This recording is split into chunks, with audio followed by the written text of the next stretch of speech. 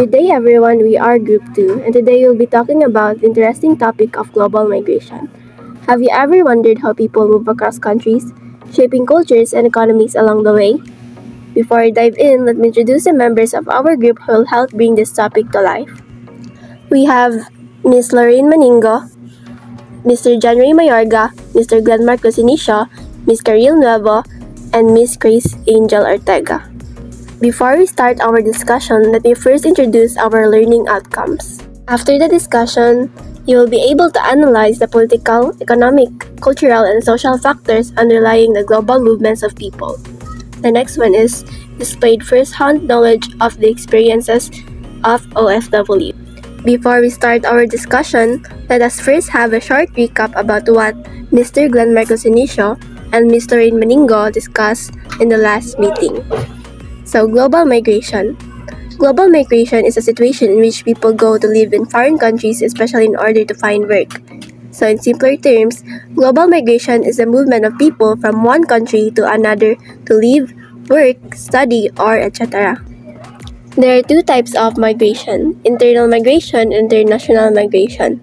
So, internal migration is a change of residence within national boundaries such as between states, provinces, cities, or municipalities. So this takes place within a country. So for example, internal migration in the Philippines could be when someone moves from a province like Leyte to Manila to find work. While international migration, on the other hand, it refers to a change of residence over national boundaries. There are two different perspectives of international migration. It is immigration and emigration. So the first one is immigration. It is a movement of people into a country to settle. It focuses on the destination countries.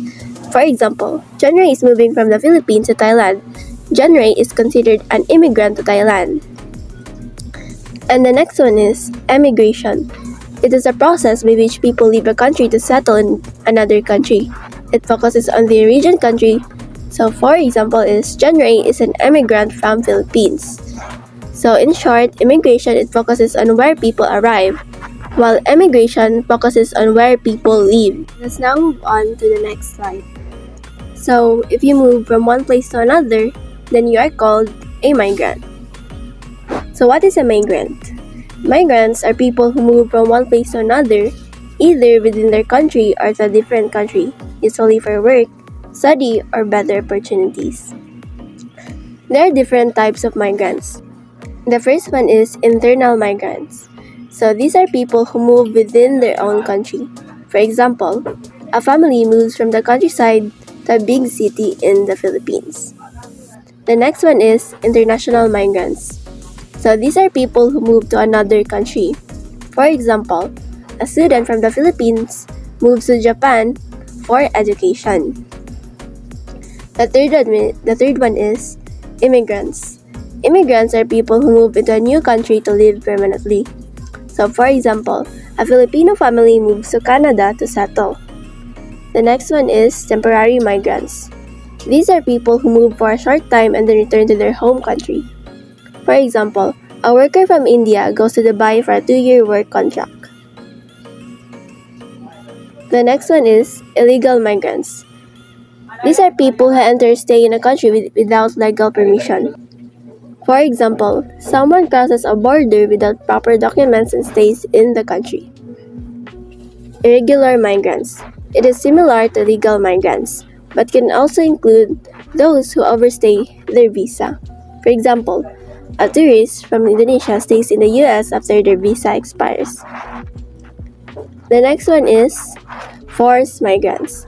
These are people who are forced to leave due to war, natural disasters, or persecution.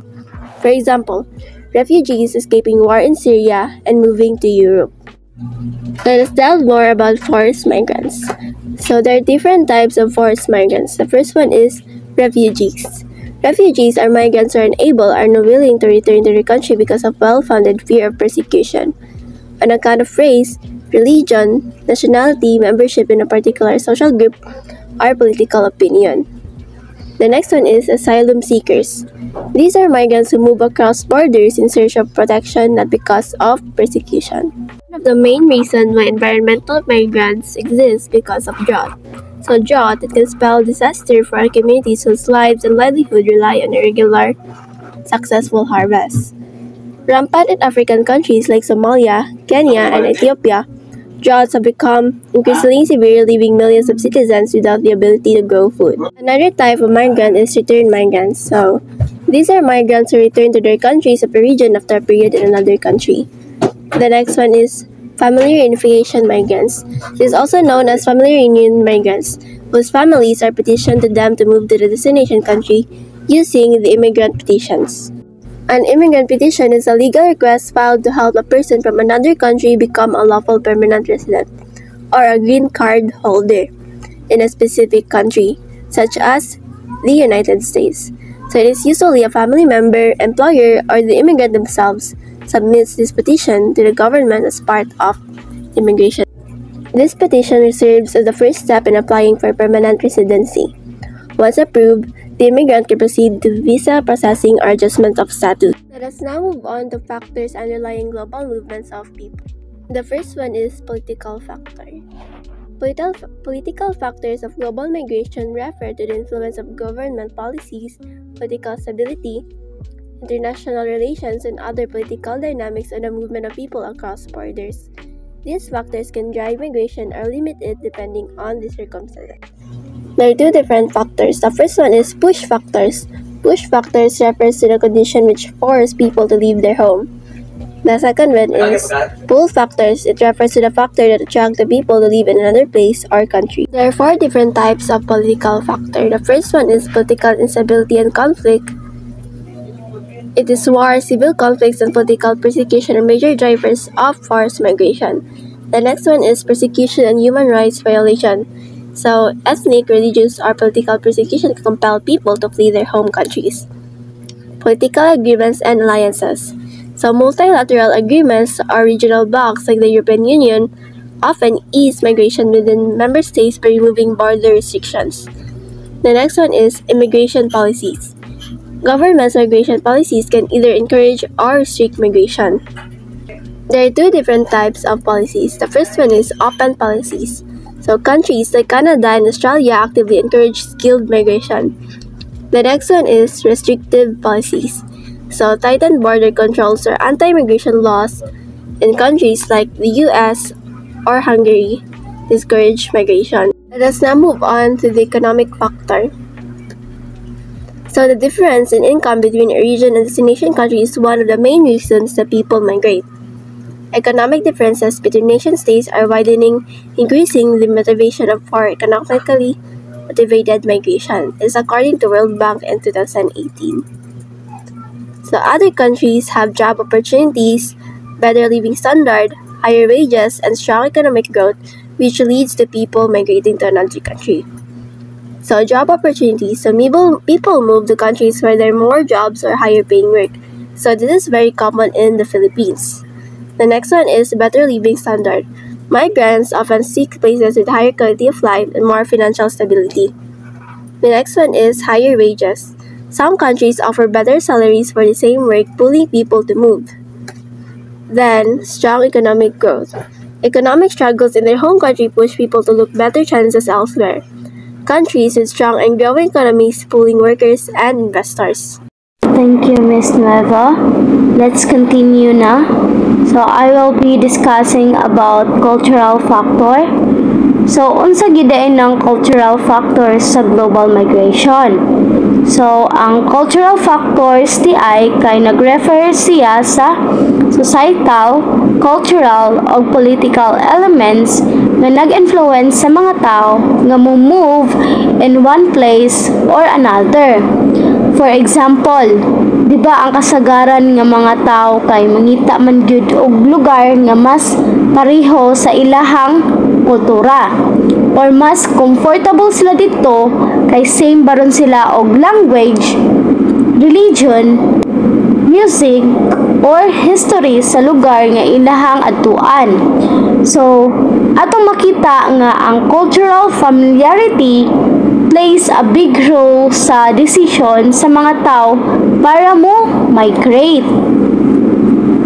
So, another example, kay ang mga students nga gikan sa Mindanao particularly those from Muslim families nga move sa Maynila for university education, whereas there a larger Muslim community and more institutions supporting their cultural and religious needs. So, ang cultural factors kay nagkuan siya sa religions, freedom, and opportunity to live in a more diverse and accepting environment. So, mauna siya guys, ang cultural factors. So, next is, so inyo haratong nasabtan ang cultural factor guys. So, if inyo na to nasabtan, so ato na lang hiskutan ang duha ka cultural factor. So, naade ay duha ka part ang cultural factor, which are cultural push factors and cultural pull factors. So, ang cultural push factors daw kay mauni ang hinungdan nga magpahawa sa mga tao sa ilahang lugar.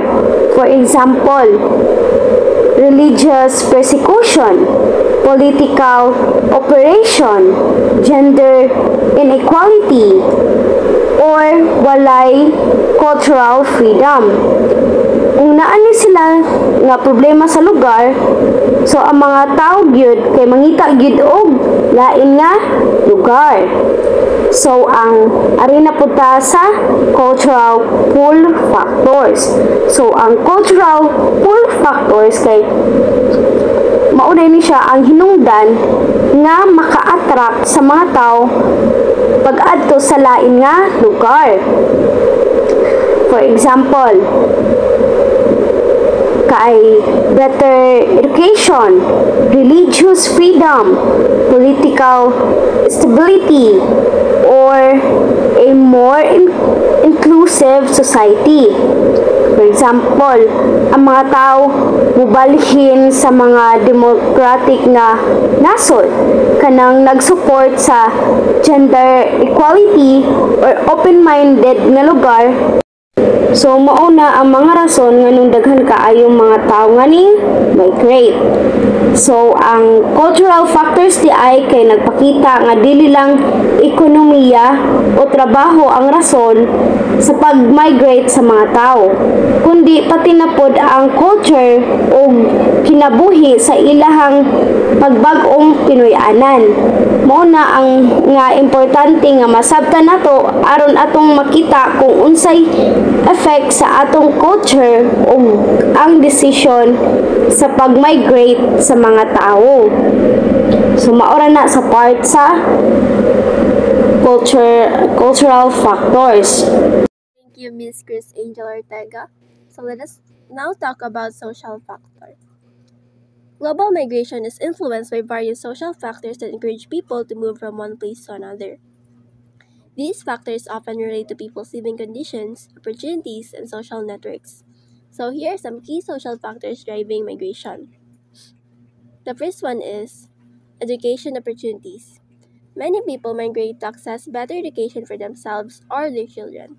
So prestigious schools, universities, and training programs often attract students and families.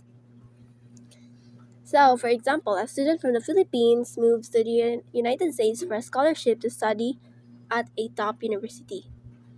The next one is family reunification.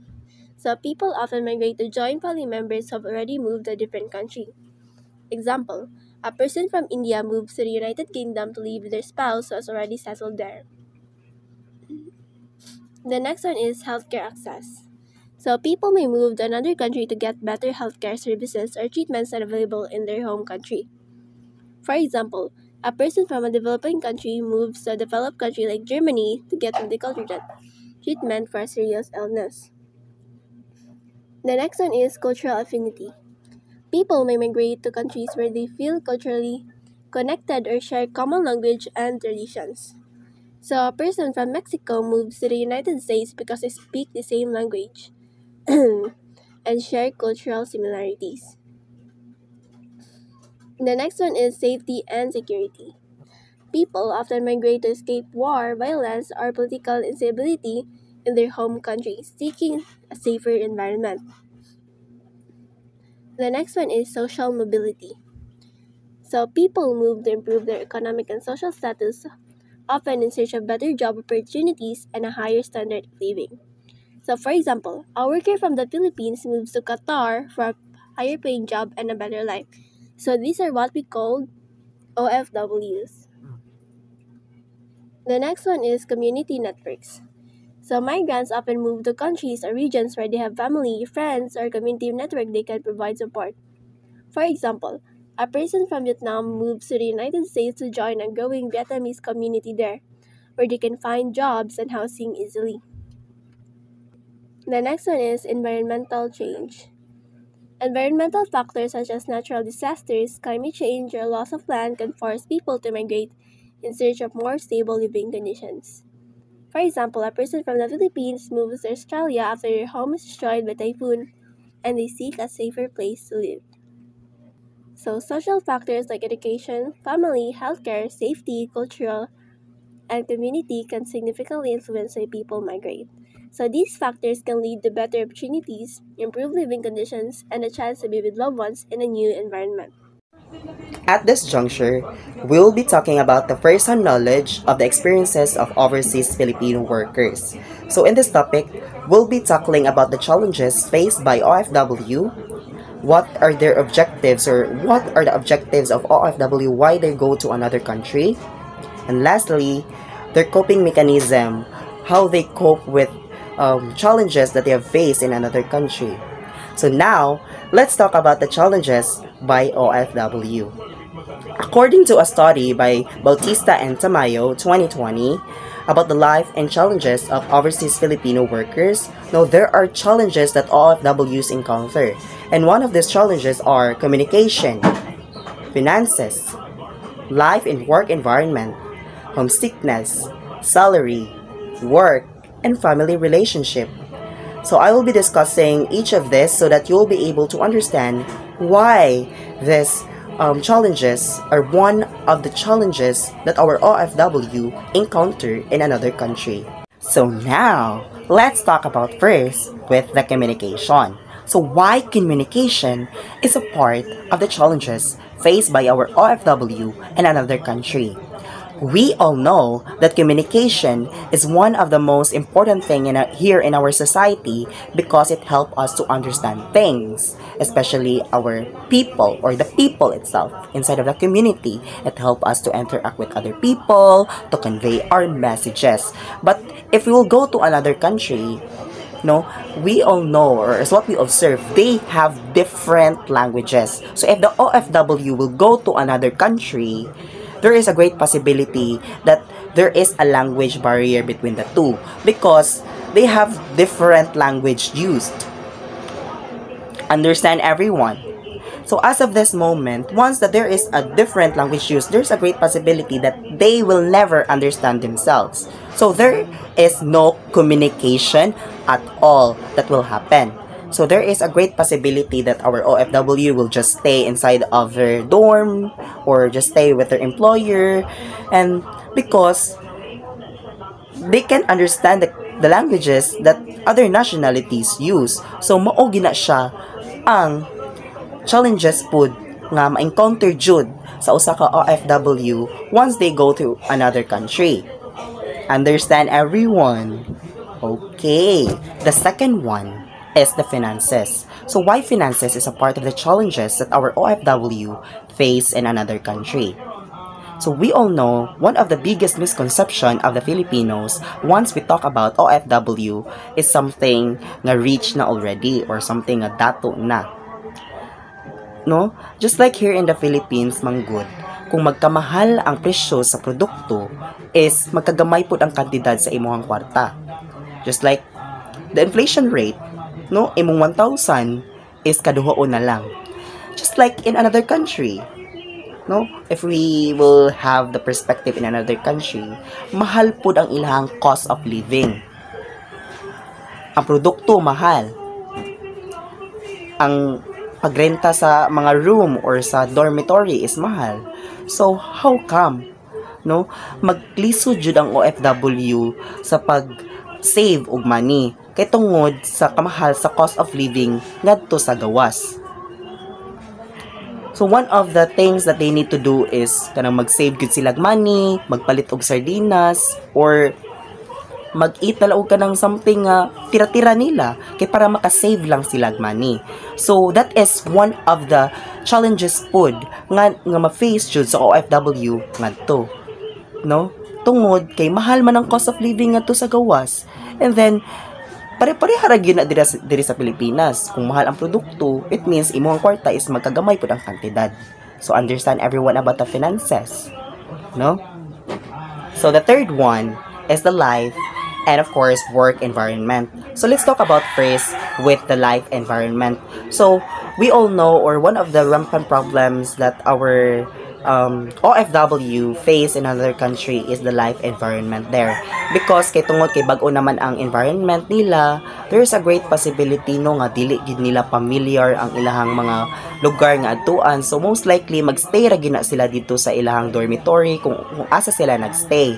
So kana siya murag makaapekto pag na siya sa mental health sa usa ka OFW no, kay tungod kay limited ra gid ang ilahang paglakaw, no, paglihok sa another country, and most likely trabaho ra gid na ilahang mga gihuna-huna. The second one is the work environment. So when we talk about work environment, kay most likely, no, ang ilang work environment nito is very toxic, no, such a toxic one, because work raman na sila. Wala naman na sila gihuna-huna pang lain. Ang ilang gihuna-huna is maka-earn sila money para sa ilang family, para makagawas sa poverty or makalingkawas sa mga problema diri sa Pilipinas. So daghan sa jud kompetensya ngadto no, especially sa co-workers, kay most likely ang one of the biggest jud nga kuan dito is a kompetensya, no? Kompetensya gina sila kay para maka-earn sila og kanang mga great awards, no? And of course para mo taas pud ang ilahang ranggo ngadto sa gawas. Kay kung mas taas ang ranggo, just like here in the Philippines, so magkataas pud ang sweldo. So toxic jud kay na ilahang work environment ngadto sa gawas. The fourth one is homesickness. So we all know naman jud no nga kabaw naman gid ta nga mao man gid ni siya ang most likely problema gyud sa OFW, ang homesickness, because kay far naman sila sa ilang family and friends, so wala gid sila support system ngadto sa gawas. So mao ra gid na siya ang homesickness no. I know that is very understandable naman gyud, and let's proceed na lang jud sa salary. So just like salary and finances, I know nga interconnected naman gid ni nila. So ang salary is mo ni siya ang kaning mga sweldo nila. So ikadawat nila sa sweldo, of course magkalisod gyud na sila og unsaon na nilang kwarta, kay daghan man sila mga finances ngadto sa gawas, kay lagi mahal ang cost of living. Bisan pag usap pa na kadako, kay mas dako or mas mahal pa man ang produkto, so mugamay gyud na imuhang kwarta, no? So maglisod gyud na sila og save, kay tungod mahal man ang cost of living, ang produkto mahal, yan na pa na sila yung mga utang or mga debt nga dapat bayaran. So next, no, I would like to add up lang jud no sa mga problema sa OFW, because I know that here in the 21st century daghan pa jud mga problema or challenges nga na face ang OFW ngadto sa laing lugar. So as of this moment, no, I will add 2 challenges sa karon, no, nga na-experience jud sa OFW. And I know to myself that this is very rampant and of course relevant to our situation today o sa situation sa jud sa ato ang OFW sa karon nga panahon. No, the 2 is I would like to add up the war and of course the family relationship. So ang war is most likely as what we observe in Israel and of course Ukraine, kay daghan man sa jud og Filipino workers ngadto, is most likely nahunong gyud ang trabaho sa Filipinos ngadto no, because of the economic crisis, because of the food crisis, and of course social crisis. So because of that crisis, nahunong ang ilang trabaho, nahunong ang paghatag sa salary, and magdepende pag gid na siya sa imong employer if tagaan ba ka or dili og benefit. So ang most likely ang buhaton sa Philippine government or sa Philippine Embassy is paulion ang tanang OFW para maprotektahan ang health and of course ang welfare nila ngadto sa gawas. No, papaulion sila diri sa Pilipinas. So, mao sa jud na ang rason nganong ang war is one of the challenges sa jud sa ka OFW nga na face ngadto sa gawas. So now let's talk about the family relationship. So why family relationship is a part of the challenges of our OFW face in another country or sa ilahang self nga na-face nila nga challenges. No, as what we observe sa katong anak nga na movie by Claudine Barreto and of course Vilma Santos, si Josie pagkabata pa lang sa iyang anak, diadto na siya gawas to work as a domestic helper sa Hong Kong. No? Pag-abot niya diri sa Pilipinas, naka-feel dayon siya og cold treatment kay tungod dugay naman siya ngadto sa gawas and pagkabata siyang anak iya naman tong gibiyaan to sustain the responsibility as a mother to her children. No? So na feel siyang anak nga dili sila importante sa iyang mother kay tungod gibiyaan na sila at the early stage. So mas gipili sa iyang mother nga moadto sa gawas kaysa alagaan silang tulo. So no, makakuan ta sa story lang jud no nga ang family relationship or ang pagka OFW is naa sa joy great impact sa family relationship, especially sa katong anak nga movie by Vilma Santos and of course Claudine Barreto. So more gid na siya akong ma-share for this for the challenges by OFW, no? So next slide please. Moreover, mental health problems such as stress and distress are challenges that OFW women face as their emotional wellness is continuously battered by feelings, anxiousness, sadness, and frustration. Actually, there are several factors why ang ato mga OFW, not just women, but also men maka-experience of mental health problems. There are two common factors that I will be discussed today, which is the economical factors and the social factors. So let's start with the economical factors. As what I have said earlier, no, about the economical factors, that is related sa salary and of course mga finances nila dito. Ang OFW, because of the high or the mahal ang cost of living ngadto sa gawas, na ay possibility manggod nga mangutang na sila or mag-save gina sila money for their family, no? Bisan pag unsa pa nakadako ang imuhang sweldo dira, kung mahal ang cost of living, maglisod jud ka og save og money or unsaon nimo pagbahin-bahin. So most likely makaapekto gid na siya sa mental health sa usa ka OFW, no?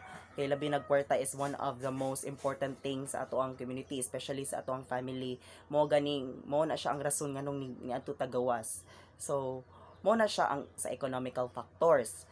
While sa social factors is mao na siya ang kanang tungod kay layo kay ta sa atong family, wala tay support system, wala tay social support system gikan sa atong family, sa atong parents, sa atong friends, because kay layo man ta nila. So most likely mao nang ang mga OFW maka-experience na sila home sickness, no?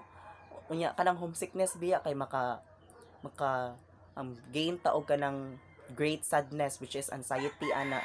And more gina siya ang sa social factors. And that is very understandable na lang manjud sa inyohang side as a student, kay most likely some of you kay naka-experience na pud ana. Dili man mo OFW pero kanang for example biyaan mo sa inyong parent is maka-experience jud mo nga og ing ana nga feelings. So now, a related study done by Hall, Gorabiles, and Latkin 2019 found that most OFWs suffer from variety of physical and mental health problems. So, kay man naman ta sa mental health, so let's be more focusing sa physical health. So most likely, maka-experience aning physical health problems is katong naa sa Kuwait or sa mga Arab countries. So most likely, kay mga abusive man jud ni sila, no, as what we observe sa mga news, sa atong mga nakita sa TV nga most likely naay daghan gipang patay, gipang sumbag or nabunog because of it kay naa mga abusive employers ngadto sa Kuwait. Most likely sa Kuwait jud as what we observe, no? So next slide please. So now we'll be talking about the objectives of OFWs. After saving a significant amount of money, the OFWs usually plan to use this for an investment or to start a business in the Philippines. The problem is, a number of them do not know how to begin. This is by Jalagat and Dalway 2016. So, we all know man jud no unsa jud objective sa OFW nga nung moadto man gid sila sa laing country. So, most likely ang factors gid ana is ang push factor or which is ang push migration. Kay most likely here in the Philippines kulang man ta sa opportunities, kulang mag-opportunity diri.